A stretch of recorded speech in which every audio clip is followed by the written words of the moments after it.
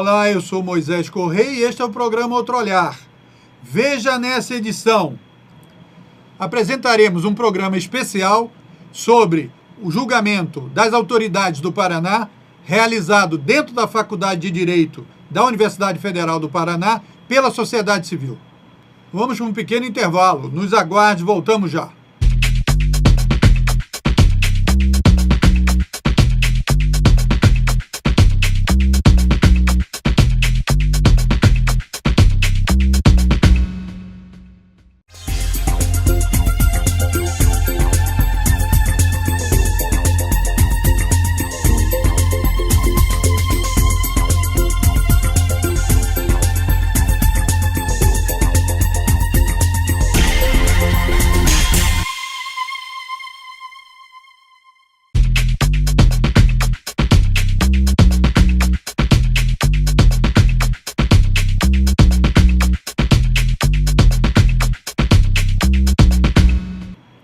Sobre o massacre dos professores em Curitiba, que aconteceu no final do mês passado, o Outro Olhar recuperou da página da UFPR TV imagens e áudio de um julgamento realizado pela Sociedade do Paraná contra as autoridades do governo do estado. Nessa primeira parte, mostramos a abertura do evento, também o representante dos professores e o jurista Souto Maior.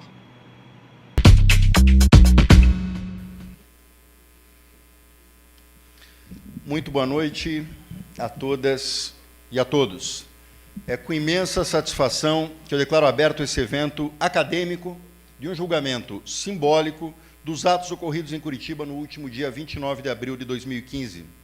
Fatos estes que assombraram nossa sociedade, que repercutiram inclusive na mídia internacional e até agora repercutem dia a dia na mídia nacional e local. Nesse momento, antes de começarmos os relatos factuais, eu gostaria que assistíssemos todos um brevíssimo vídeo de 5 minutos que vai ser projetado agora, nesse momento. Okay. O Paraná admitiu que passa por uma crise financeira e tenta aprovar na Assembleia medidas para cortar gastos. Por que você tentou passar no regime de comissão geral, no chamado tratoraço, para aprovar tudo de uma vez? Pela urgência do momento, Sandro. Eu acabei de explicar todas essas questões e sou um democrata. Isso todos me conhecem. Sou uma pessoa do diálogo, uma pessoa que trata a todos com o devido respeito que merecem, com cordialidade. Nunca faltei com desrespeito, nunca tratorei ninguém. Só que é um advento da lei que possibilita, num momento de extrema urgência para o Estado, em função das receitas que precisamos melhorar agora, nos primeiros meses do ano, que nós adotamos essa situação da Comissão Geral na Assembleia Legislativa.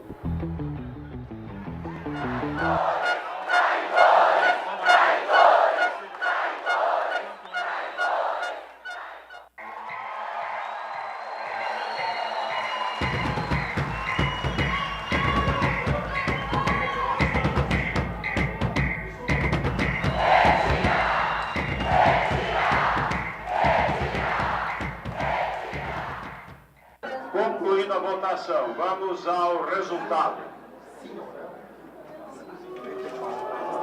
34 sim, 19 não. Aprovado.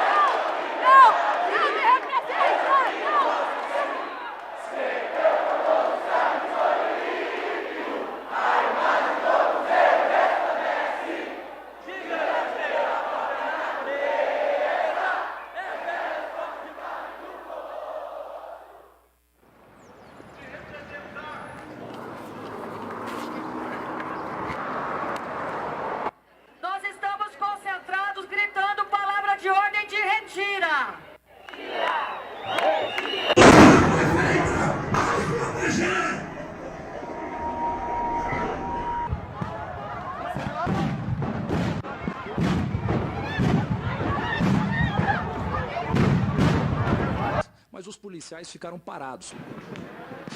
E muitos estouros. A tropa de choque continua avançando pela Avenida Cândido de Abreu. O caminhão do choque, o blindado, avança junto com os policiais e eles continuam realizando disparos contra os manifestantes.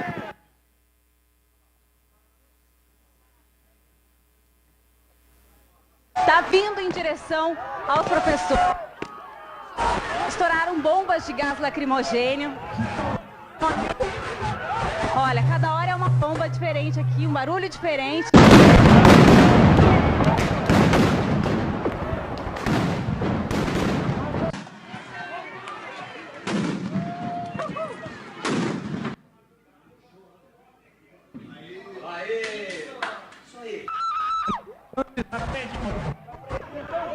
Fugindo.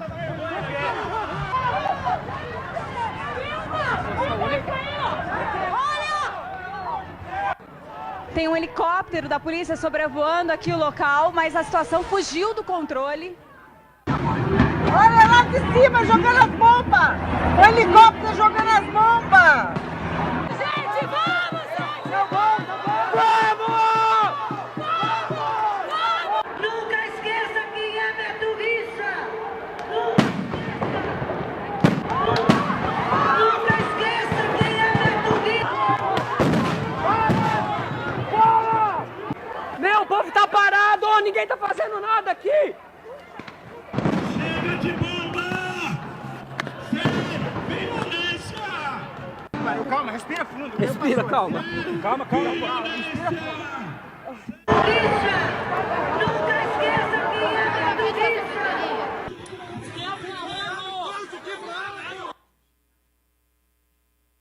Nós temos pessoas feridas lá em cima e o comando não nos permite socorrê-las. Queremos pedir para o comando da polícia: chega de bomba!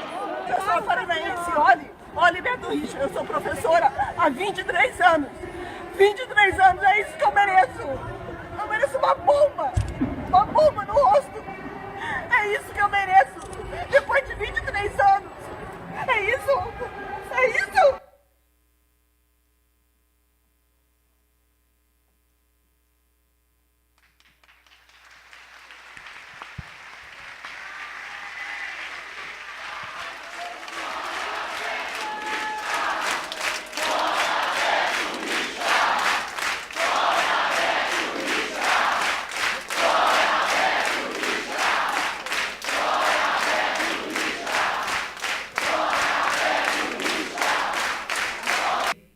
O episódio do 30 de abril vem de uma quebra do compromisso assinado e testemunhado pelo Tribunal de Justiça, que pela primeira vez um governador do estado foi ao Tribunal de Justiça contra uma greve da educação. O Beto Richa já tem perseguido os demais sindicatos com ação judicial em outros momentos aqui. A companheira Elaine vai fazer a fala aqui em nome dos demais sindicatos e já tem esse histórico. E nós tivemos, então, uma segunda greve da educação, combinada com greve de vários sindicatos, a partir exatamente da pauta do tema previdenciário, o qual não foi realmente debatido. Nós havíamos conseguido fazer o governo retirar no dia 12 de fevereiro, por força da mobilização legítima, que compreendemos que fizemos naquele momento, mas o compromisso de debate amplo e da formação de consenso com os servidores foi quebrado pelo governo do estado. E aí encontrou realmente muita mobilização, tanto da categoria da educação pública do Paraná, como dos colegas das outras 23 entidades que representam os servidores do Paraná. Então, o episódio do dia 29, ele se acentuou. Ele já vem nessa metodologia desde outubro, porque é um governo que mudou completamente esse discurso do diálogo e do respeito. Ele desapareceu exatamente depois da eleição em primeiro turno, com 55% dos votos. E aí veio exatamente o dia 27, 28 e 29, onde vocês acompanharam todo o cerco policial que foi feito, a convocatória de milhares de policiais do estado todo aqui para a capital, a interdição de ruas e praças que são cuidadas pela Prefeitura de Curitiba, que não havia feito nenhuma solicitação de impedimento do uso daqueles espaços, e a própria população de Curitiba ficou impedida de transitar na região do Centro Cívico. Foi acirrando, claro, o processo. Na terça-feira de manhã, a gente viu o pelotão chegando com dezenas de cães. Jamais imaginávamos que tivesse cão da raça Pitbull entre aqueles animais. Só ficamos sabendo quando o cinegrafista foi mordido por um desses animais. Na terça-feira de manhã, houve um primeiro confronto que nos colocou num esforço ainda maior de buscar as entidades em nível nacional, os parlamentares do Paraná em nível nacional. Vocês viram que os senadores vieram às pressas do Paraná, e todos os esforços de OAB, Ministério Público, recomendação por escrito para que evitasse aquele confronto da quarta-feira, foi feito tanto por nós, APP, como com os colegas dos demais sindicatos. E aí todo mundo assistiu. Realmente eu quero registrar que todo o esforço para a gente prevenir e evitar aquele acontecimento que estava no horizonte, sim. O registro que a gente pode fazer é que o Estado do Paraná, o governo do Estado, tanto o Poder Executivo, o Poder Legislativo, reforçado por entendimento do Poder Judiciário, eles rasgaram a Constituição brasileira, jogaram na lata do lixo e feriram de morte a democracia e caracterizaram o Paraná como um Estado de ditadura.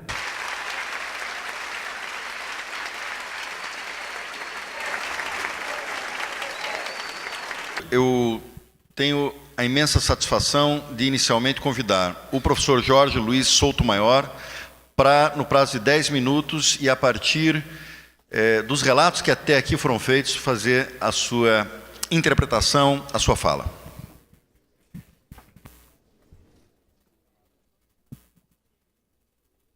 Uma boa noite a todas e todos, e parabenizo, é uma grande honra estar aqui, e parabenizo a Faculdade de Direito da Universidade do Paraná por esse belíssimo evento, embora o momento seja bonito, mas ao mesmo tempo triste. Bem, quanto ao fato já foi bastante apresentado, não vou me referir a ele. Mas sem dourar a pílula, vamos direto ao que de fato aconteceu. Que a força policial foi ali posta a mando do governador do estado, o senhor Beto Richa.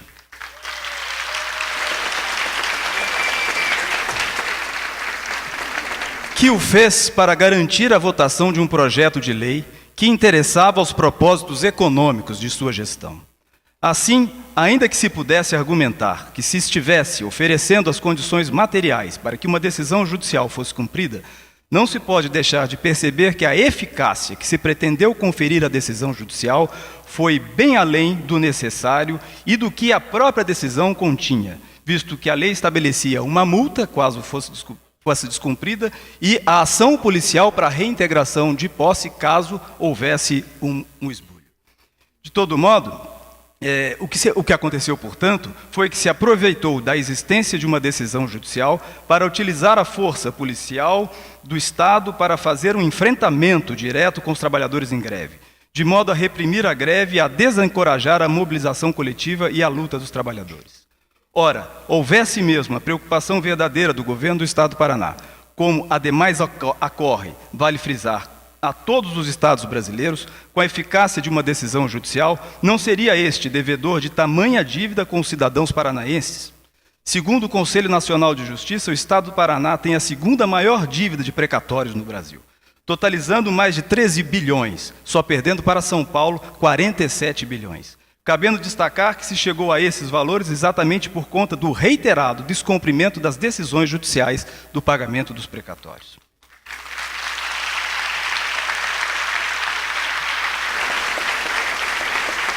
Coincidência ou não, a mesma postura de descumprir de forma reiterada e deliberada obrigações jurídicas frente aos direitos sociais, no que tange a moradia, saúde, trabalho, educação e transporte, tem sido uma prática do governo do Estado de São Paulo. Sendo que, quando se trata de conferir eficácia a decisões judiciais que protegem o direito de propriedade, mesmo quando esta não cumpra qualquer função social e que inviabilizam a ação política dos movimentos sociais, mobilizações estudantis e greves de trabalhadores, o governo não poupa gastos promovendo operações milionárias com um aparato policial fortemente armado para atacar cidadãos, como se verificou no Pinheirinho, em diversas ocupações, nas primeiras manifestações de junho, nas manifestações contra a Copa, nas manifestações dos estudantes, dos metroviários, dos professores municipais e estaduais, para falar de apenas alguns exemplos.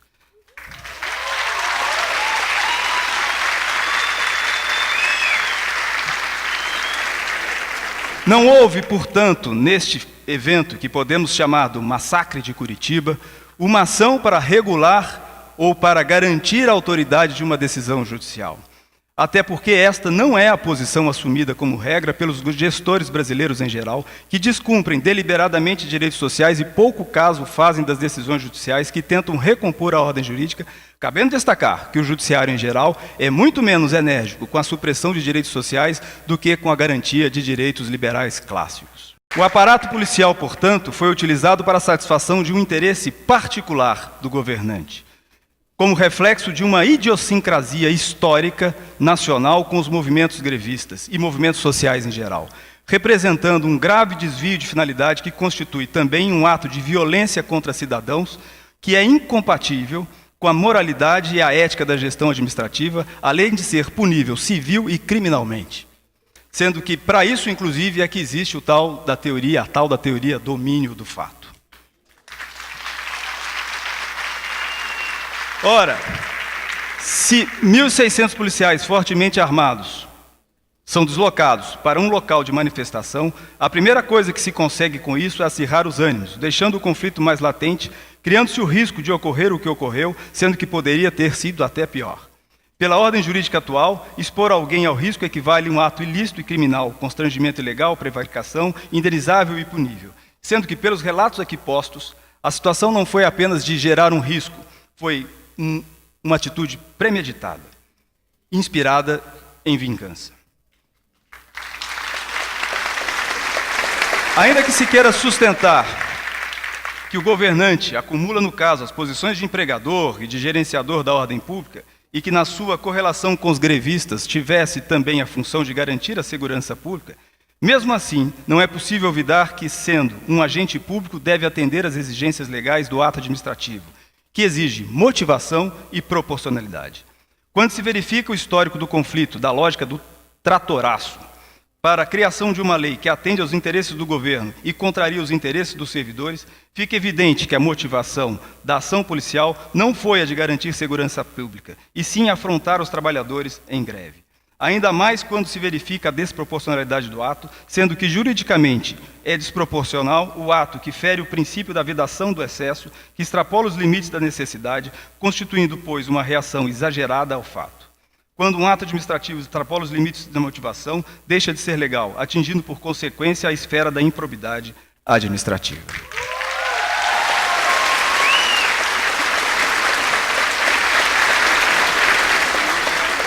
Assim, todas as pessoas que estiveram na manifestação e foram afrontadas pela força policial têm direito a uma indenização do Estado.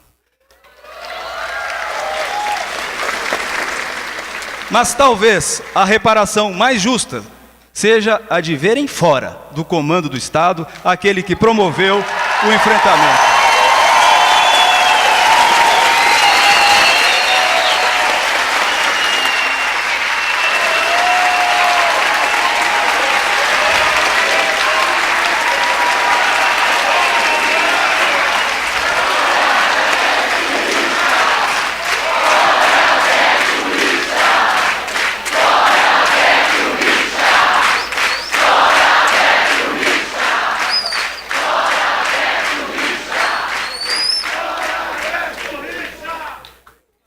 Vou descontar meu tempo aqui, falei para ele que eu estou marcando. Porque se trata de uma situação realmente insustentável na medida em que fica pior, quando diante das imagens, diante das evidências, ainda se procura inverter a realidade e culpar as vítimas. E alguém poderá até considerar que esse é um efeito muito exagerado. Mas exagerada mesmo é a nossa inércia frente aos inúmeros massacres realizados por forças federais e por policiais militares a mando de governadores e presidentes da República, apoiados ou não em ordens judiciais contra trabalhadores no curso da história do Brasil, sem que nenhuma mesmo punição tenha ocorrido até agora. Lembrem-se dos massacres de Contagem e Osasco na década de 60, das greves do ABC na década de 70, da greve dos petroleiros em 95, das greves nas usinas de Giral e Santo Antônio, no estado de Rondônia, em 2011, do atentado em Pinheirinho, além de várias outras ocupações, da greve dos professores do Rio de Janeiro em 2013, das greves dos estudantes da USP em 2011, das greves dos metroviários de São Paulo em 2013 e dos sucessivos ataques e represálias pelo exercício do direito de greve, com cortes de ponto, assédios, transferências e até dispensas por justas causas forjadas. Como ocorreu agora, recentemente, com os garis no Rio de Janeiro, com 50 garis no Rio de Janeiro.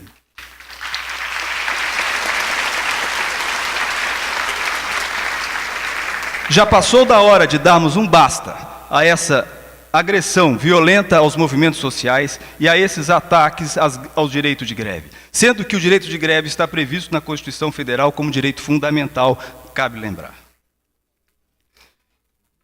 Há, de fato, uma cegueira institucionalizada quanto ao alcance jurídico do direito de greve, sendo que é importante verificar que há nisso também um dado histórico.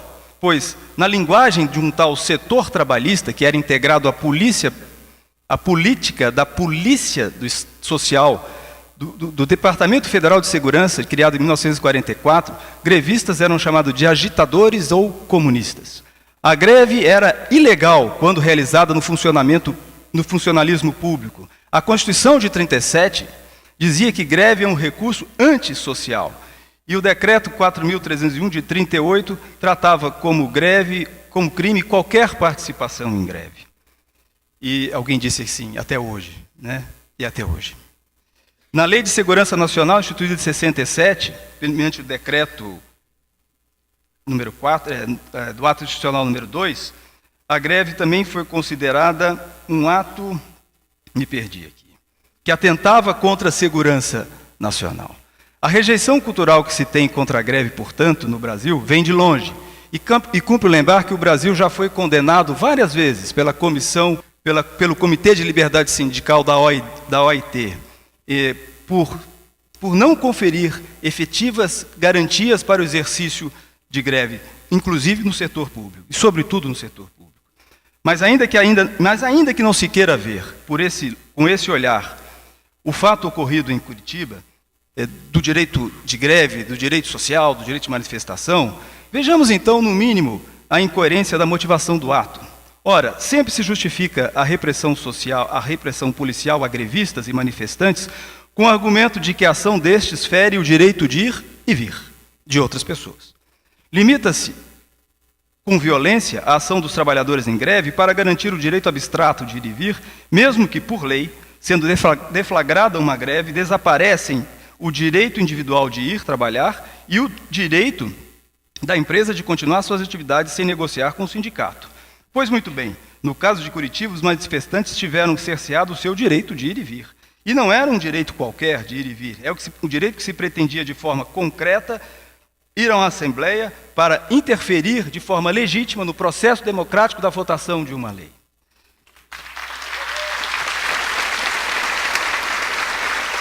No entanto, esse direito foi simplesmente obstado, e aí, não se podendo mais falar em direito de ir e vir, como argumento para desmantelar o direito de greve, falou-se em garantir a posse.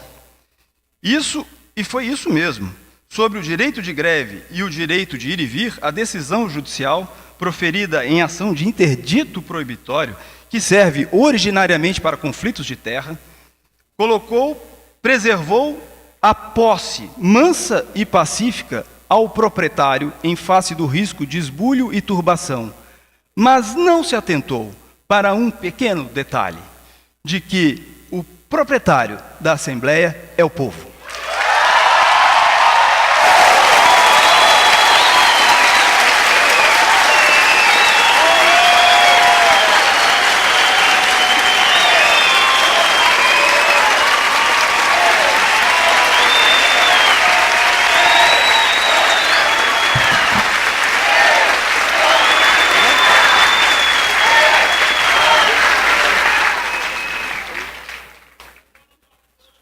ia acabar, mas está um trechinho aqui. O que se viu, portanto, foi uma afronta ao direito de greve, uma agressão covarde a pessoas, uma ofensa à cidadania, fechando o centro cívico, um atentado à democracia, ao Estado democrático de direito social, fazendo com que a própria lei votada, da forma como foi, não tenha legitimidade.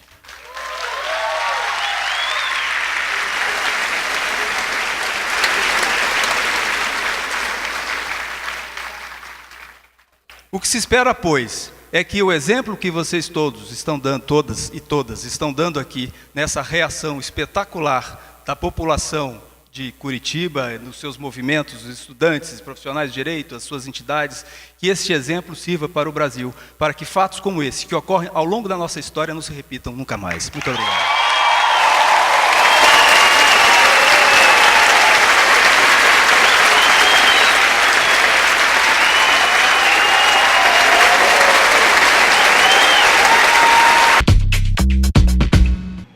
Vamos para um pequeno intervalo. Voltamos já, nos aguarde.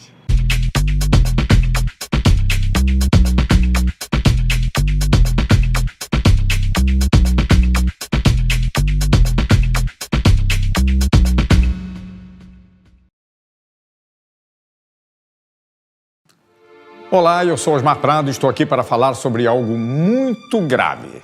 No Congresso Nacional, um projeto de lei pretende regulamentar a terceirização do trabalho no Brasil. Imagine a escola dos seus filhos sem professores, hospitais sem médicos e enfermeiros, uma construtora sem operários.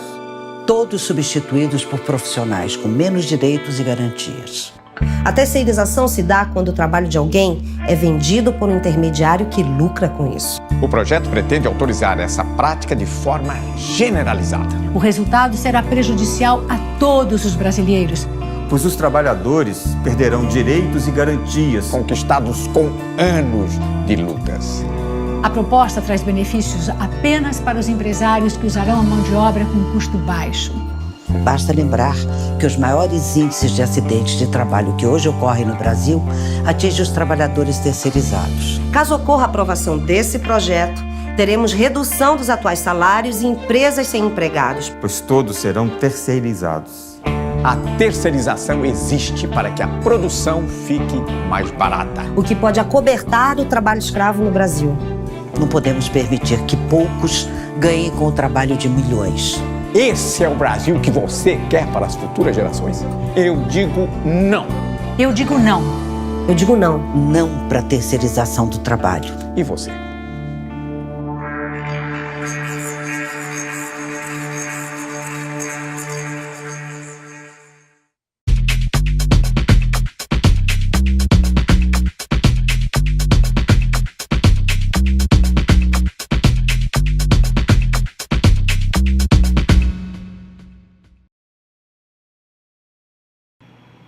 Encerramos o programa com a segunda parte desse julgamento, apresentando a intervenção de um dos maiores juristas do país presente ao evento, Celso Bandeira de Mello, e também o resultado final do julgamento. Eu convido para ocupar a tribuna professor Celso Antônio Bandeira de Mello.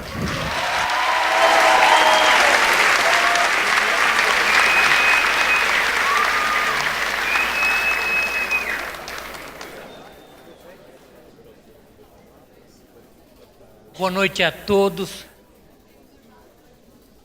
Professor Ricardo Marcelo Fonseca, ilustre presidente desta sessão, meus colegas de bancada, professor Jorge Luiz Sotomayor, professor Pedro Rodolfo, professora Larissa. Na verdade, o papel que nos foi reservado seria mais ou menos como de alguém que vai julgar. Eu não poderia julgar. Honestamente, não teria como julgar, simplesmente porque eu sou professor, a minha vida inteira fui professor. Portanto, eu sou alguém que se considera igualmente vitimado. Quando o professor Tarso Violim me telefonou e me contou alguma coisa, eu falei, não é possível. não é que a violência policial, o massacre ocorrido, me causasse uma surpresa total. Para mim, a surpresa total foi ser aqui, em Curitiba. Porque todos que estão aqui sabem, e não é nenhuma homenagem delicada ou cortês, todos sabem que o estado do Paraná é considerado o mais civilizado do Brasil. Essa é a visão que se tem em geral. E que Curitiba é um exemplo para o Brasil inteiro. Todo mundo sabe disso. Portanto, que viesse a acontecer exatamente em Curitiba o que aconteceu, é algo que, sinceramente, é para deixar estupefato. Como é possível acontecer em Curitiba isso? Se fosse em algum outro lugar do Brasil, eu diria, bom, mas em Curitiba? Ou seja, esse governo atual conseguiu, em um dia, em algumas horas, desfazer uma imagem construída ao longo de decênios. A imagem que Curitiba é um recanto do Brasil, onde a civilização conseguiu se instalar. Não, porque realmente o que esse homem fez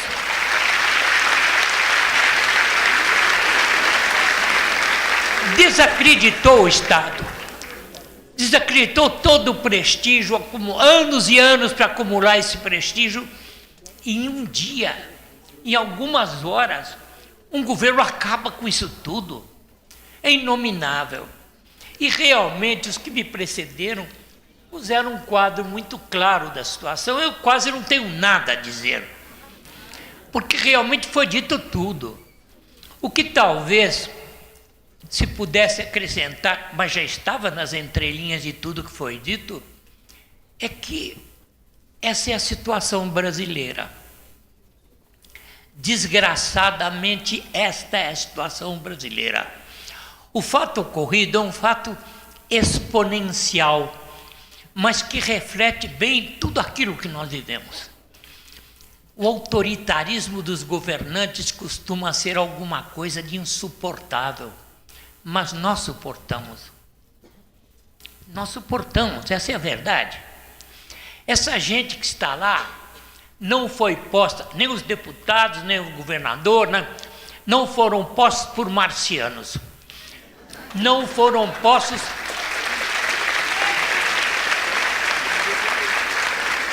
pela violência da ditadura militar, não.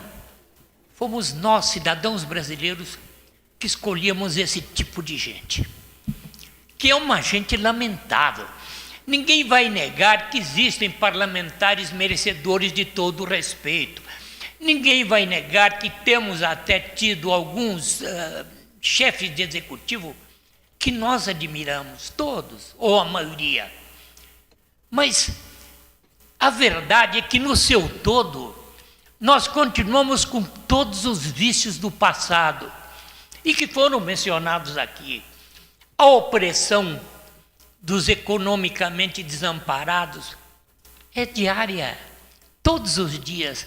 A violência, a tortura policial, isso é corrente.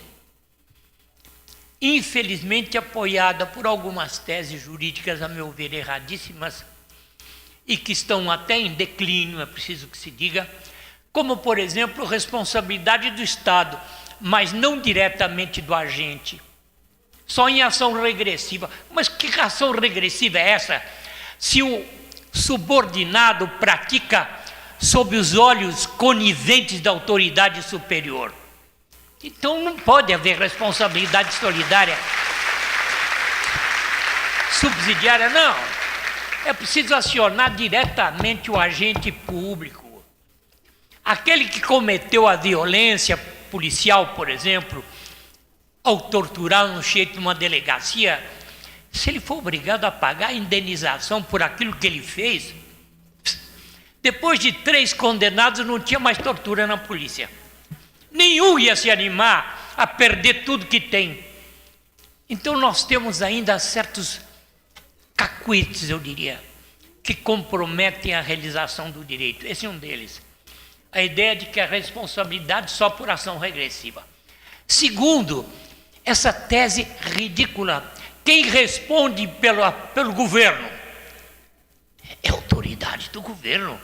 Quem responde pelo Estado é o secretário da Educação, é o secretário de Segurança, é o policial militar que chefia. Não é. É o governador. É óbvio.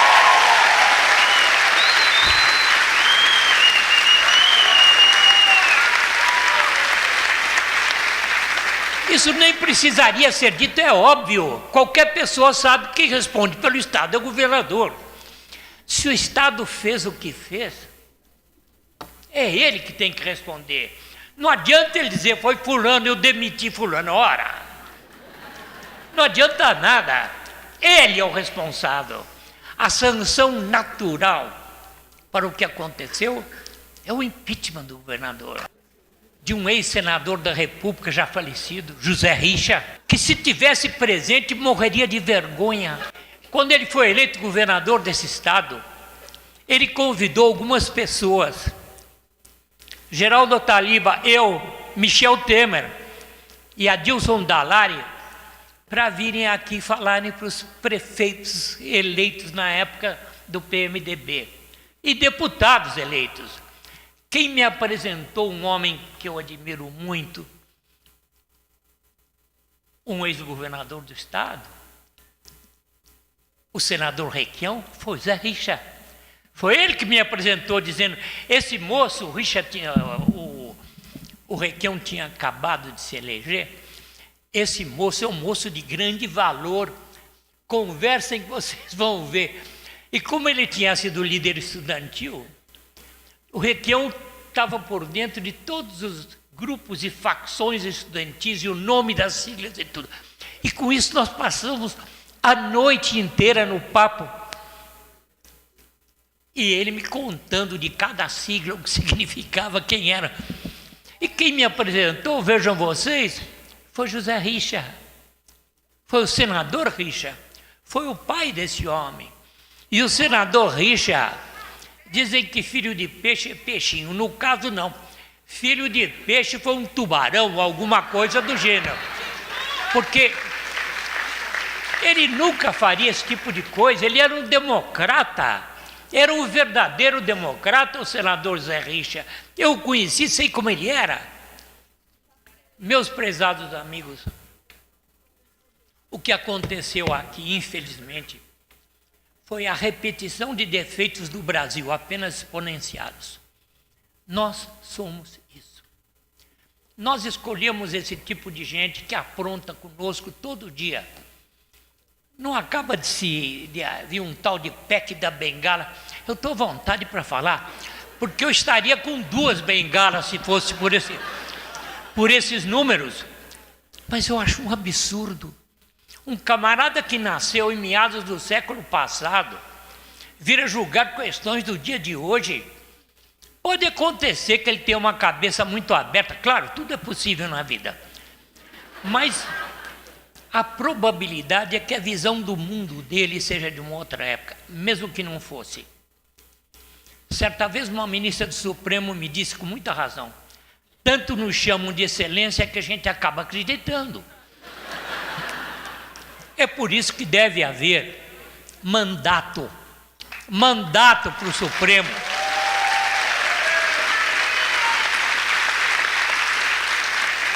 Para o cara não passar a vida sendo chamado de excelência e no fim ele achar que ele é uma excelência. Ele não é excelência nenhuma. Raro é o caso do indivíduo que vai para o Supremo já famoso. Em geral ele ganha fama por ser ministro supremo. Eu sei que há exceções. Mas é raro. Esse rapaz Barroso, quando foi para o Supremo, já era famoso no Brasil inteiro como grande constitucionalista. Mas isso não é comum. Meus amigos, vocês foram vítimas de um comportamento hediondo, mas que é um comportamento policial típico. Eles são violentos mesmo. Onde são recolhidos os policiais militares? De onde vêm eles? É do mesmo lugar de onde vêm os bandidos. A diferença é que uns têm uma carteira de funcionário e os outros não têm. Essa é a diferença. Mas eles são colhidos num meio, num ambiente, em condições de vida muito desfavoráveis. São violentos, são mesmo. Eles crescem no meio da violência, da injustiça. Aqui foi considerado, com toda a razão, relatado, o pobre sofre diariamente essas violências. O pobre, o preto, eu não vou acrescentar mais, embora todos saibam, mas são pessoas que sofrem toda espécie de violência e ninguém diz nada. Um país em que até hoje os torturadores não foram punidos.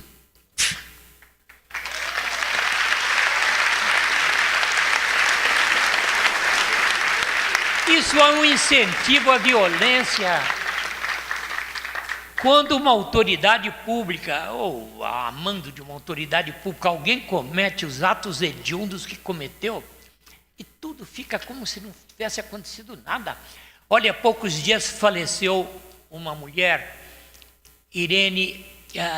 Inês Etienne Romeu, que foi a única sobrevivente, ao que se saiba, da chamada Casa da Morte em Petrópolis.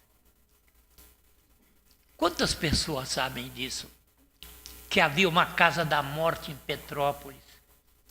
Quantas pessoas sabem o que essa mulher passou? Os horrores, as torturas, as humilhações, tudo junto. Como é possível? E como é que o Brasil é considerado um país civilizado? Não pode ser. Um país onde se faz isso e onde o Supremo Tribunal Federal considera que tudo bem, foi anistiado. Mas que raio de anistia é essa que o próprio torturador se auto-anistia? Que raio de... Isso não é justiça. Há pouco foram feitas críticas duras aos três poderes.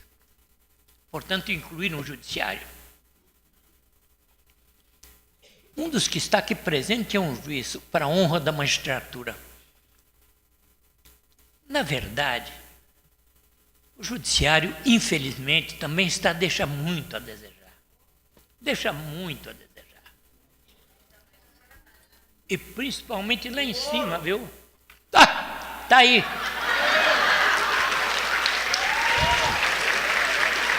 Parece ser um homem que tem a volúpia de mandar prender. Eu acho que era importante promover esse homem. Mandar ele para o tribunal. Havia um outro, um tal de De Santis, que também tinha um pouco esse sangue. Promoveram, ninguém mais ouve falar desse homem. Nenhuma maldade mais ele está fazendo. Eu sou 100% a favor de promover esse juiz Moro. Porque me parece que ele é um homem que não tem muita sensibilidade, muito equilíbrio. Para um juiz é fundamental. Veja, eu não tenho nada contra o juiz. Meu pai foi desembargador.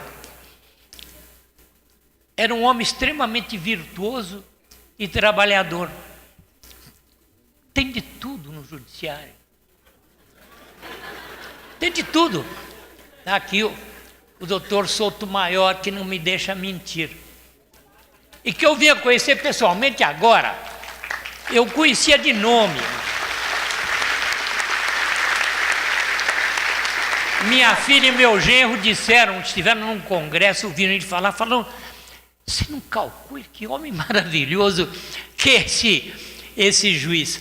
E me disseram maravilhas dele. Eu fiquei muito feliz de conhecer ele aqui, eu conheci ele aqui, no carro, na carona, para vir aqui.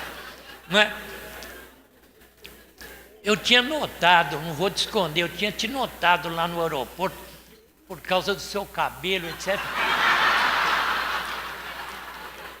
Mas não sabia que era aquele juiz que eu admirava à distância, né? E que depois de ouvir ele falar, mais ainda, eu digo, eles têm toda a razão, realmente esse juiz nem parece juiz.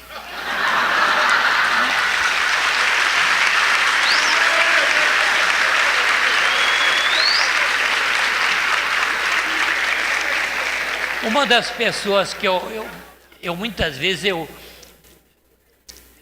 a idade tem um inconveniente de levar a gente a falar soltar mais a língua e dizer coisas que a gente, não vale a pena, não é politicamente correto. Mas um dos meus maiores amigos é juiz. É a pessoa com quem eu saio no fim de semana. É um ex-aluno meu, na verdade. E hoje eu fui muitos anos titular de Direito Administrativo na PUC até me aposentar. Eu sou aposentado, sou aquilo que eles chamam de professor emérito, quando a universidade resolve dizer, esse cara vai embora, mas vamos dar um título para ele. E me deram o título de professor emérito. A USP pegou esse vício, porque ela deu para um bando de gente. Para pessoa notável, como é o caso do Fábio Comparato, para quem eu tiro o meu chapéu muitas vezes. Meu colega desde 11 anos de idade no ginásio. Aliás, nem existe mais negócio de ginásio, agora é o grau primeiro, segundo, enfim. Mas o Fábio Comparato realmente é um homem excepcional, uma cultura imensa e um ser humano maravilhoso.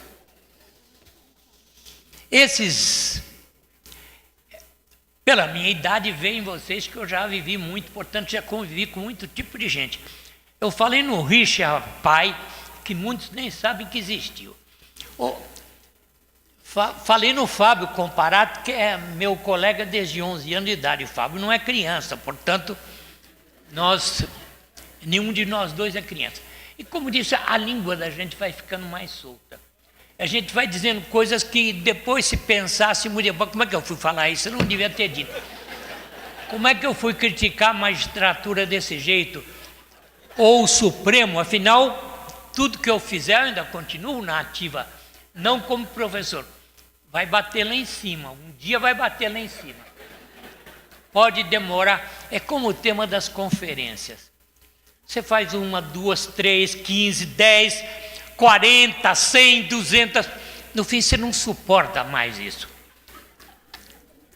Mas quando alguém convida, tá bom, lá para outubro um dia chega. Você põe lá na frente, mas um dia chega. E você não tem mais saída, você é obrigado a ir, porque você disse eu ia, né?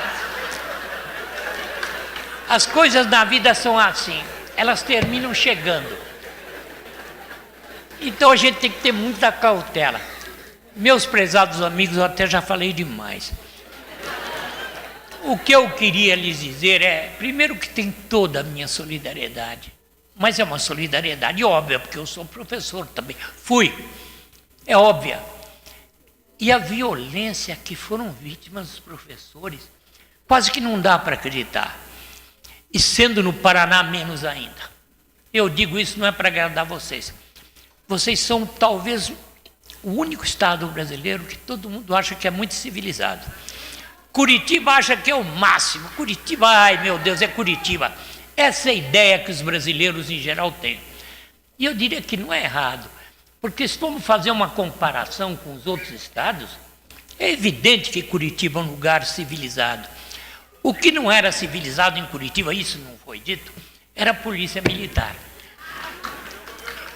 E claro, e nem o governador, porque senão não haveria isso.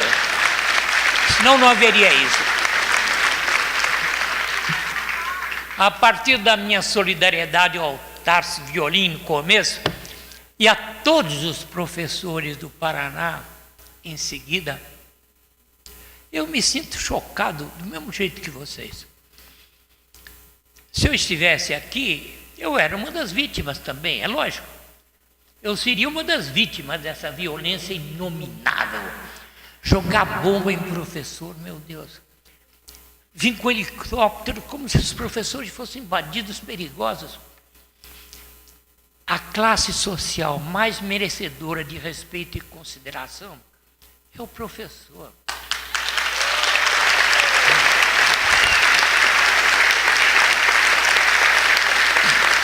É o professor que forma a próxima geração, meu Deus do céu.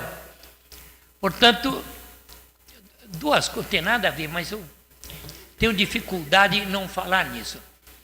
A semana passada eu estive em Belém do Pará falando no Congresso de Direitos Humanos.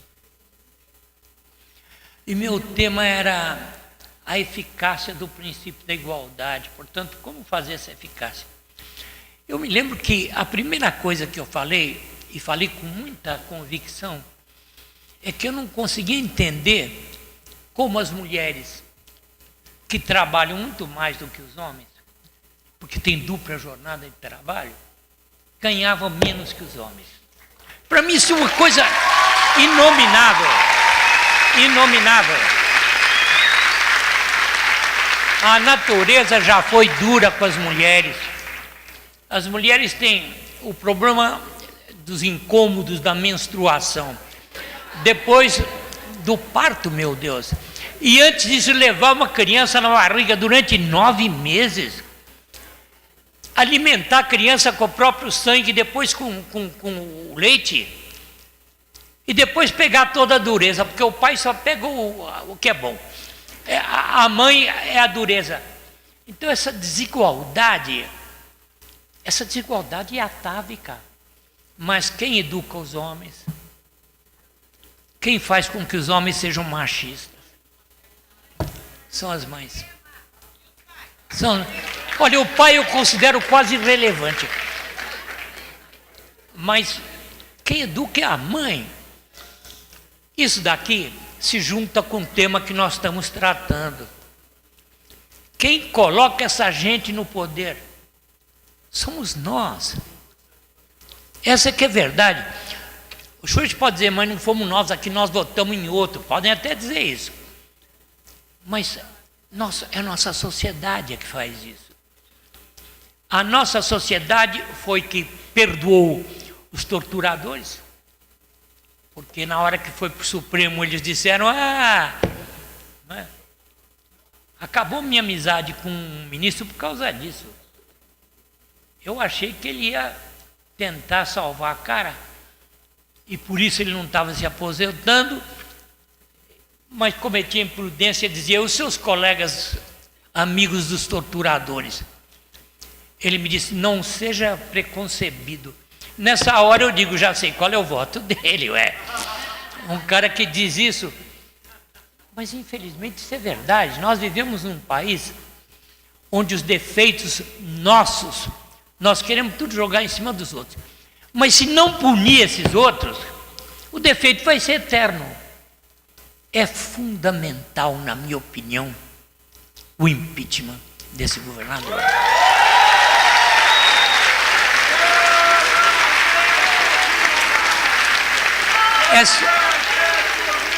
É só olhar o que está na Constituição e depois a lei. É só olhar e ver que ele está parece que foi pintado em cima dele. A hipótese de impeachment. No entanto, uns que em São Paulo são chamados de coxinha, pedem o impeachment da presidente. Que não bateu ninguém, todo mundo pôde se manifestar como quis. Não quero falar mal do meu estado, mas ele é a origem, em geral, dos atos mais reacionários do Brasil. Em geral é lá. Em geral é lá, infelizmente. Os coxinhas são de lá, não é? Meus amigos, recebam a minha solidariedade. Recebam os organizadores, meu agradecimento por terem me chamado para estar aqui. Porque, embora tenha sido horrível o que aconteceu, essa manifestação aqui certamente é uma coisa bonita. É uma manifestação cívica importante. Agradeço, portanto, e ofereço a vocês toda a solidariedade possível nesta contingência pavorosa pela qual passaram. Muito obrigado.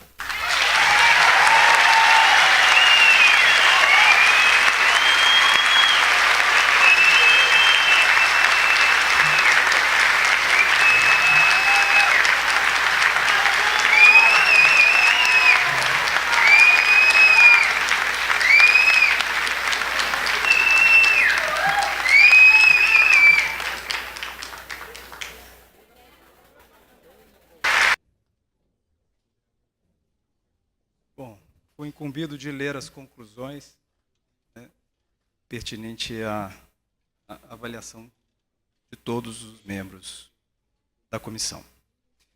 Em razão de todo o exposto, a todo um exposto fático, né, anterior, E, a partir dos fatos analisados, o colegiado considera que houve graves violações de direitos humanos, notadamente o direito de manifestação, de liberdade de expressão, de integridade física e moral, além do direito de greve, que significa o direito fundamental de luta da classe trabalhadora, incluídos como incontestáveis titulares os servidores públicos. E, tendo à vista os relatos, dados e imagens apresentados, resolve, por unanimidade, considerar responsáveis pelos atos de violação de direitos ocorridos no dia 29 de abril de 2015 em Curitiba, os seguintes órgãos e pessoas: A. O Estado do Paraná. B. O Governador de Estado, Carlos Alberto Richa. C. O Secretário de Segurança do Estado do Paraná, Fernando Francischini, o Comandante da Operação, César Vinícius Kogut, e demais autoridades envolvidas nos atos de violência identificados. Diante da supressão de direitos declarada e das responsabilidades reconhecidas, consideram que as seguintes medidas jurídicas devem ser tomadas. O impedimento do governador do Paraná por cometimento de crime de responsabilidade, sem prejuízo de implicações civis e criminais. A denúncia do Estado do Paraná perante a Comissão Interamericana de Direitos Humanos, com flexibilização do requisito do prévio esgotamento dos recursos internos. A denúncia do Estado do Paraná perante ao Comitê de Liberdade Sindical da OIT por prática antissindical. E, em termos de ação política, recomenda-se: a reestruturação do sistema de segurança pública, tendo como referência a aprovação da PEC 51 para o efeito da unificação das polícias com a consequência da desmilitarização. E B. Que se compreenda como essencial a luta por efetivas mudanças na sociedade brasileira que se garantam à classe trabalhadora efetivos direitos de organização e de luta e a urgência de se reconhecer a existência de uma violência institucionalizada e mortal que se comete contra os pobres, os favelados, os afrodescendentes, as mulheres e a população LGBT, para o fim de construir uma sociedade tolerante, igualitária e com efetiva justiça social. Essa é a conclusão.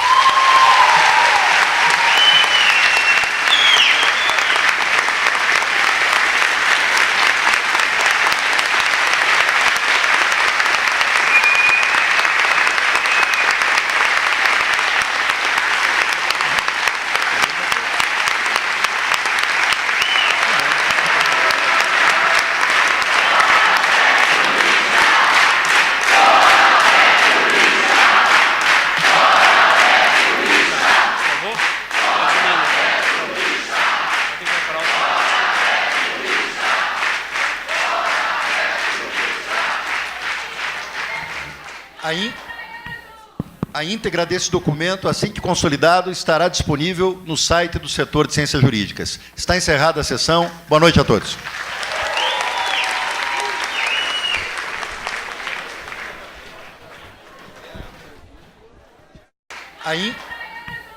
A íntegra desse documento, assim que consolidado, estará disponível no site do setor de ciências jurídicas. Está encerrada a sessão. Boa noite a todos.